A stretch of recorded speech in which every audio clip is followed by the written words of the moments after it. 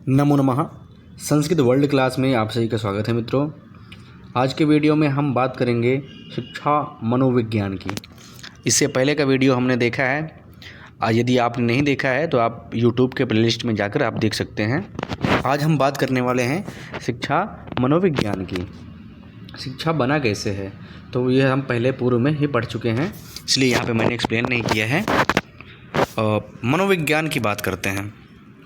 Psychology, ये Latin भाषा के साइकी जमा लोगस से बना हुआ है, जिसका अर्थ होता है आत्मा का अध्ययन, यानी आत्मा के विषय में जानना। क्या है? साइकोलॉजी। ठीक है, अब हम आगे चलते हैं।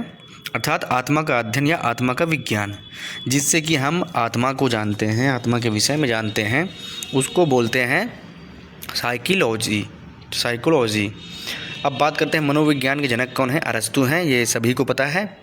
मनोविज्ञान का विकास कैसे हुआ है? तो आत्मा का विज्ञान, मन या मस्तिष्क का विज्ञान, चेतना का विज्ञान, व्यवहार का विज्ञान, इसको बोला जाता है, इसका विकास के ये क्रम है। परिभाषाएं यदि हम देखें तो आप स्क्रीन पे देख पा रहे होंगे। वुडवर्थ के अनुसार मनोविज्ञान की क्या परिभाषा है, देख लेते हैं। मनोविज्ञान वातावरण के संबंध में व्यक्ति की क्रियाओं का वैज्ञानिक अध्ययन है। यानी क्या है? मनोविज्ञान वातावरण के संबंध में व्यक्ति की क्रियाओं का, यानी व्यक्ति की क्या क्रियाएं हैं, वो कैसे चीज़ों को करता है, क्रियाओं का वैज्ञानिक अध्ययन, यानी उसको समझना ही क्या है, इसका वैज्ञानिक अध्ययन है। ये बोलते हैं वुडवर्थ। वाटसन के अनुसार देखते हैं, मनोविज्ञान व्यवहार का शुद्ध तथा अनुभव का विज्ञान है। मनोविज्ञान व्यवहार का शुद्ध तथा अनुभव का विज्ञान है, यानी कि उसमें हम व्यवहारों को देखते हैं। इसके बाद है हमारा स्किनर के अनुसार है मनोविज्ञान व्यवहार तथा अनुभव का विज्ञान है। ये भी इसी को मानते हैं। मनोविज्ञान किसका है? व्यवहार तथा अनुभव का विज्ञान है। इसके बाद को एंड क्रो के अनुसार मनोविज्ञान मानव व्यवहार व मानव संबंधों का अध्ययन है। मानव के व्यवहार का और मानव के संबंधों का अध्ययन जिसमें किया जाता है, उसे मनोविज्ञान कहा जाता है। इनके अकॉर्डिंग शिक्षा मनोविज्ञान दो शब्दों से बना है, शिक्षा एवं मनोविज्ञान से मिलकर बना है। यानी कि शिक्षा एवं मनोविज्ञान दो शब्दों से मिलकर बना है। शिक्षा क्या है ये हमने पहले पढ़ लिया है, मनोविज्ञान क्या है ये इस विषय में इस वीडियो में हम पढ़ रहे हैं। अब परिभाषाओं की यदि हम बात करें तो मनोविज्ञान के सिद्धांतों एवं परिणामों का अनुप्रयोग शिक्षा मनोविज्ञान है। यानी कि मनोविज्ञान के सिद्धांतों का, परिणामों का एक प्रयोग करना ही मनोविज्ञान है। यानी कि ये काल्पनिक के अनुसार ये परिभाषा दी गई है। फिर स्किनर के अनुसार है, शिक्षा मनोविज्ञान के अंतर्गत शिक्षा से संबंधित संपूर्ण व्यवहार और व्यक्तित्व आ जाता है। ये स्किनर के अकॉर्डिंग है। इसके बाद है शिक्षा मनोविज्ञान व्यक्ति के जन्म से वृद्धावस्था तक सीखने के अनुभवों का वर्णन और व्याख्या करता है। ये क्रो कहते हैं कि शिक्षा मनोविज्ञान क्या करता है?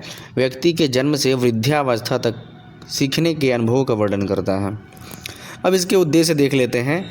विद्यार्थियों की योग्यताओं, क्षमताओं, रुचियों तथा सामर्थ्य का ज्ञान प्राप्त करना ही शिक्षा मनोविज्ञान का उद्देश्य है। यानी विद्यार्थियों की योग्यताओं का, क्षमताओं का, रुचियों का, सामर्थ्य का, इन सब का ज्ञान प्राप्त करना शिक्षा मनोविज्ञान का उद्देश्य है। विद्यार्थियों की विकासात्मक विशेषताओं का ज्ञान प्राप्त कर उन्हें विकास की ओर अग्रसर करना। यानी कि विद्यार्थियों के विकासात्मक विशेषताओं का, यानी कि उनमें कितना डेवलप हो रहा है चीज़ें, उनको जान करके उनको क्या करना है? विकास की ओर और अग्रसर करना है और प्रेरित करना है। तीसरा क्या है उद्देश्य? विद्यार्थियों के विशिष्ट व्यवहारों, समस्याओं व व्यक्तिगत भिन्नताओं का अध्ययन करने व शैक्षिक व व्यावसायिक निर्देशन की योजना में सहायता करना। यानी इसमें क्या है? विद्यार्थियों की विशिष्ट व्यवहारों को, उनकी क्या अंतर्गत जो एबिलिटी है विशिष्ट, कुछ उसमें कुछ एक अलग टाइप का, उनकी समस्याओं का व व्यक्तिगत भिन्नताओं का, उनमें क्या क्या डिफरेंट है उनके अन्य बच्चे में और उसमें क्या डिफरेंट है, इन सब का अध्ययन करने के बाद हम क्या करेंगे? शैक्षिक व व्यावसायिक निर्देशन की योजना में सहायता करते हैं। यानी कि हमको शैक्षिक और उसके व्यावसायिक, यानी उसके व्यवहार में किस प्रकार को हमको चीज़ें लागू करनी है, ये हमारी जो है इसके उद्देश्य के अंतर्गत आता है। फिर क्या है, शिक्षण सिद्धांतों, शिक्षण विधियों, शिक्षण सामग्री का अध्ययन करना एवं उनमें सुधार करना। तात्पर्य यह है, इसका मतलब ये है कि शिक्षण सिद्धांतों का, यानी आप कौन सा शिक्षण सिद्धांत यूज़ कर रहे हैं, शिक्षण विधियों का, शिक्षण सामग्री का, इन सब का अध्ययन करना है और उनमें सुधार करना है। विद्यार्थियों की आनुवांशिक विशेषताओं व वातावरण के प्रभावों का अध्ययन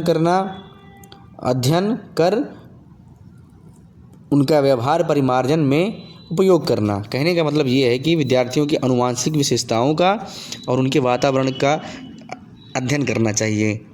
उनका वातावरण जो प्रभावित हो रहा है किसी द्वारा, उसको क्या करना है, अध्ययन करना है और उनका व्यवहार परिमार्जन, यानी कि उनके व्यवहार में परिवर्तन लाना है, ये हमको करना चाहिए, उनके वातावरण का प्रयोग। अगला है विद्यार्थियों के समाजीकरण करने में सहायक होना, यानी कि विद्यार्थियों के समाजीकरण करने में, कहने का मतलब ये है बच्चे को समाज से जोड़कर रखना है, उनको समाज से जोड़कर रखना है और समाजीकरण के लिए उनको प्रेरित करते रहना है। विद्यार्थियों की उपलब्धि एवं व्यवहार परिमार्जन के मापन एवं मूल्यांकन की उचित विधि के चयन में सहायता देना। इसका मतलब क्या है, इसमें देखते हैं, विद्यार्थियों की उपलब्धि एवं व्यवहार परिमार्जन, यानी उनकी उपलब्धि क्या है, उनका व्यवहार परिमार्जन, उनके व्यवहार में क्या सुधार करना है, व्यवहार परिमार्जन के मापन एवं मूल्यांकन की उचित विधि के चयन में सहायता, यानी कि उनका मापन कैसे करना है, उनका मूल्यांकन कैसे करना है, इन सब का जो है उचित विधि के द्वारा करना चाहिए। आगे चलते हैं। आवश्यकता क्यों है, तो बालक के स्वभाव का ज्ञान प्रदान करने हेतु, यानी कि बालक के स्वभाव का ज्ञान प्रदान करने हेतु बालक को अपने वातावरण से सामंजस्य स्थापित करने के लिए शिक्षा के स्वरूप, उद्देश्यों और प्रयोजनों से परिचित करना, सीखने और सिखाने के सिद्धांतों और विधियों से अवगत कराना, संवेगों के नियंत्रण और शैक्षिक महत्व का अध्ययन करना, चरित्र निर्माण की विधियों और सिद्धांतों से अवगत कराना, विद्यालय में पढ़ाए जाने वाले विषयों में छात्र की योग्यताओं का माप करने की विधियों में प्रशिक्षण देना, ये सब इसके क्या हैं, आवश्यकता हैं। ठीक है। शिक्षा मनोविज्ञान के तथ्यों और सिद्धांतों की जानकारी के लिए प्रयोग की जाने वाली वैज्ञानिक विधियों का ज्ञान प्रदान करना। ये सब समझाने वाली चीज़ें नहीं है, ये आप समझ सकते हैं कि इसमें क्या चीज़ें हैं। अब आते हैं आगे चलते हैं हम। शिक्षा मनोविज्ञान का क्षेत्र क्या है, ये इंपॉर्टेंट चीज़ है। वंशानुक्रम। अब वंशानुक्रम से तात्पर्य है कि आपका जो वंशानुक्रम है वो है उसका विकास, व्यक्तिगत भिन्नता, व्यक्तित्व, विशिष्ट बालक, अधिगम प्रक्रिया, पाठ्यक्रम निर्माण, मानसिक स्वास्थ्य, शिक्षण विधियाँ, ये सब क्या है, इसके शिक्षा मनोविज्ञान के क्षेत्र हैं। यानी कि इन क्षेत्रों में शिक्षा मनोविज्ञान काम करता है। शिक्षण विधियाँ हो गई, निर्देशन एवं परामर्श हो गया, मापन एवं मूल्यांकन हो गया, समूह हो गया, गतिशीलता हो गया, अनुसंधान हो गया, किशोरावस्था हो गया। अब इनको एक एक चीज़ को समझाता चलता हूँ। वंशानुक्रम में, यानी कि आप वंशानुक्रम में जैसे हमारा जेनेटिक कुछ चीज़ें हो गई, वंशानुक्रम द्वारा जो चलती रहती हैं, ये मनोविज्ञान का क्षेत्र है। विकास, आपका विकास कैसे हो रहा है, तेज़ी से बढ़ रहा है कि नहीं बढ़ रहा है। व्यक्तिगत भिन्नता, क्या क्या भिन्नता है दूसरे व्यक्ति से। व्यक्तित्व, आपका व्यक्तित्व कैसा है, किसी का व्यक्तित्व कैसा होता है। विशिष्ट बालक, अधिगम प्रक्रिया, अधिगम कैसे आप सीख रहे हैं। पाठ्यक्रम निर्माण कैसे करना है। मानसिक स्वास्थ्य, शिक्षण विधियाँ, निर्देशन एवं परामर्श, मापन एवं मूल्यांकन, समूह गतिशीलता, अनुसंधान, किशोरावस्था, ये सब शिक्षा मनोविज्ञान के क्षेत्र हैं। आपसे पूछा जा सकता है इसमें मनोविज्ञान का शिक्षा के साथ संबंध क्या है। तो मनोविज्ञान तथा शिक्षा के उद्देश्य। मनोविज्ञान द्वारा यह ज्ञात किया जा सकता है कि शिक्षा के उद्देश्यों को प्राप्त किया जा सकता है अथवा नहीं। यानी मनोविज्ञान के द्वारा हम ये जान सकते हैं कि आप जो है शिक्षा के उद्देश्यों को प्राप्त किया जा सकता है या नहीं, शिक्षक ने अपने उद्देश्य में कितनी सफलता प्राप्त की है, यह भी मनोविज्ञान के द्वारा जाना जा सकता है। तात्पर्य यह है, मनोविज्ञान हमारे जीवन में बहुत ही उपयोगी है। मनोविज्ञान के द्वारा ही हम चीज़ों को समझ सकते हैं, जान सकते हैं। मनोविज्ञान तथा पाठ्यक्रम। मनोविज्ञान ने बालक के सर्वांगीण विकास में पाठ्यक्रम सहगामी क्रियाओं को महत्वपूर्ण बनाया है। इसलिए विद्यालयों में खेल कूद, सांस्कृतिक कार्यक्रम आदि की विशेष रूप से व्यवस्था की जाती है। ये मनोविज्ञान का महत्व इसमें देख लो। मनोविज्ञान तथा पाठ्यपुस्तकें। पाठ्यपुस्तकों का निर्माण बालक की आयु, रुचियों और मानसिक योग्यताओं को ध्यान में रखकर करना चाहिए। ये मनोविज्ञान के अंतर्गत ही आता है। मनोविज्ञान से हम ये निर्धारण करते हैं कि बच्चे की आयु, रुचि और मानसिक योग्यता को ध्यान में रखकर ही सिलेबस बनाया जाए। मनोविज्ञान तथा समय सारणी। शिक्षा में मनोविज्ञान द्वारा दिया जाने वाला मुख्य सिद्धांत यह है कि नवीन ज्ञान का विकास पूर्व ज्ञान के आधार पर किया जाना चाहिए। यानी बच्चा कोई सीखता है तो पहले उसके ज्ञान कितना है उसको जान लेना चाहिए, फिर उसको नए ज्ञान से जोड़कर उसको शिक्षा प्रदान करनी चाहिए। इसी प्रकार आगे है मनोविज्ञान तथा शिक्षण विधियाँ होनी चाहिए। मनोविज्ञान के द्वारा शिक्षण विधियों में बालक के स्वयं सीखने पर बल दिया गया है। इस उद्देश्य से करके सीखना यानी खुद से बालक करके सीखता है। खेल द्वारा सीखना, रेडियो, पर्यटन, चलचित्र आदि को शिक्षण विधियों में स्थान दिया गया है। यानी कि इन सब के द्वारा हम बच्चों को सिखाते हैं। फिर आगे है मनोविज्ञान तथा अनुशासन। मनोविज्ञान द्वारा प्रेम, प्रशंसा और सहानुभूति को अनुशासन के लिए एक अच्छा आधार माना गया है। यानी कि इन सब के द्वारा हम क्या कर सकते हैं, अनुशासन में बच्चों को रह सकते हैं। मनोविज्ञान तथा अनुसंधान। मनोविज्ञान ने सीखने की प्रक्रिया के संबंध में खोज करके अनेक अच्छे नियम बनाए हैं। इनका प्रयोग करने से बालक कम समय में और अधिक अच्छी प्रकार से सीख सकता है। मनोविज्ञान तथा परीक्षाएँ। मनोविज्ञान द्वारा बुद्धि परीक्षा, व्यक्तित्व परीक्षा तथा वस्तुनिष्ठ परीक्षा जैसी नई विधियों को मूल्यांकन के लिए चयनित किया गया है। यानी इसमें हम क्या करते हैं, मनोविज्ञान द्वारा आपकी बुद्धि की परीक्षा हो जाती है, व्यक्तित्व की परीक्षा हो जाती है, वस्तुनिष्ठ परीक्षा जैसी नई विधियों का मूल्यांकन के लिए चयनित किया गया है। मनोविज्ञान तथा अध्यापक। शिक्षा में 3 प्रकार के संबंध होते हैं, बालक तथा शिक्षक का संबंध, बालक और समाज का संबंध तथा बालक और विषय का संबंध। शिक्षा में सफलता तभी मिल सकती है जब इन तीनों का संबंध उचित हो। यानी कि इनमें जब सामंजस्य रहेगा, तीनों का सामंजस्य अच्छा रहेगा, तभी हम सफलता प्राप्त कर सकते हैं। महत्व देख लेते हैं। बालक का महत्व, बालक की विभिन्न अवस्थाओं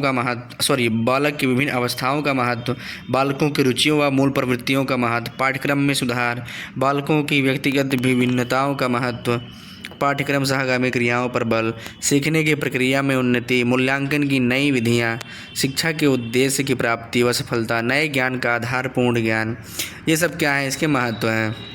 वैसे तो ये विषय बहुत ज़्यादा इम्पोर्टेंट नहीं है, इसमें कुछ ही चीज़ें इम्पोर्टेंट थी, पर फिर भी ये नोट्स बना हुआ था तो मैंने इसलिए पढ़ा दिया है।